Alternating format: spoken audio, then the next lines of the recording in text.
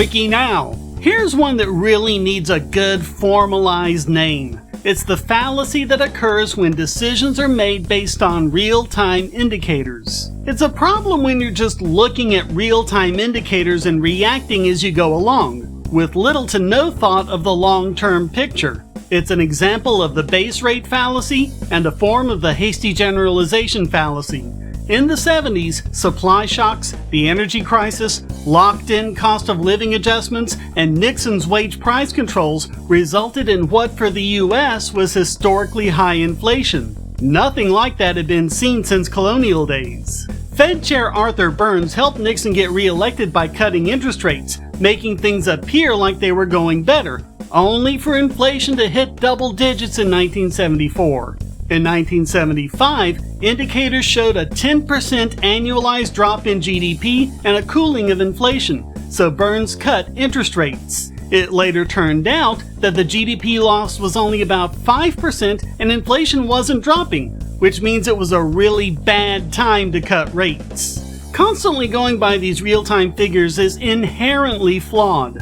Real-time economic measures are just not a good proxy for overall economic activity.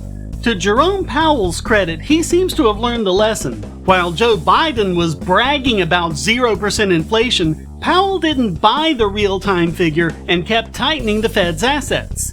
Which, as it turns out, was the right move, as inflation isn't so far gone as Biden was claiming. But it raises a big question. If you can't go by the real-time indicators, and you can't know what the future indicators are without a time machine, how do you do it? How do you set interest rates and prepare for inflation and determine the optimal level of government spending? The answer is, you can't! This is part of the economic calculation problem, and it's a big reason why you shouldn't have a single authority trying to make this decision for the entire country. It's far better to let people make those decisions on their own. Some will predict inflation will be low, some will predict it'll be persistent. The ones who guess correctly will come out better.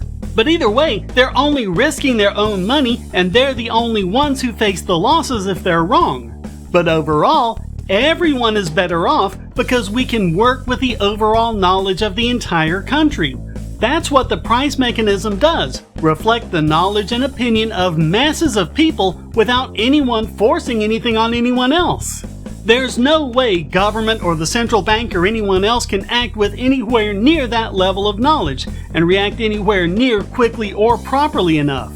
How about we stop looking at these people as if they're gods?